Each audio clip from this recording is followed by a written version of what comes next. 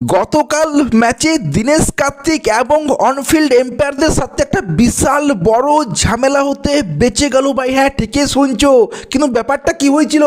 ব্যাপারটা হয়েছিল রাজত পাটিদার এবং দেবদূত পাতিকাল ব্যাটিং করছিল, ড্রিঙ্কসের সময় চলে আসে। তো সেই ড্রিঙ্কস ব্রেকে সাপোর্ট স্টাফ একজন ঠান্ডা ড্রিঙ্কসের বোতল নিয়ে আসে, যেইটা অনফিল্ড এম্পায়ার দেখে নেয় এবং বোতলটা নিয়ে চুক চুক করে খেতে শুরু করে দেয়। এই দেখে প্রথমেই রাজত পাতিদার অবাক, বলছে কি হচ্ছে না কি এটা। তারপরে অ্যান্ডি ফ্লাওয়ার এবং কোচ দীনেশ কার্তিক এম্পায়ারকে সোজাসুজি বলে, ভাই এটা কি হচ্ছে, এটা কি করছো কি তোমরা? হ্যাঁ, তোমাদের এত বড় সাহস! না, এরকমভাবে বলেনি, কিন্তু মজা করে বললাম আর কি, ঠিক আছে। কিন্তু হ্যাঁ, এম্পায়ারটা পুরো লজ্জায় পড়ে গেছিল ভাই, সিরিয়াসলি বলছি, খুবই লজ্জায় পড়ে গেছিল এম্পায়ারটা সেই সময়। ও জুয়াত খুঁজে পাচ্ছিল না যে আমি কি বলবো। যাই হোক, খুবই একটা মজাদার ঘটনা ঘটেছিল, তাই শেয়ার করলাম।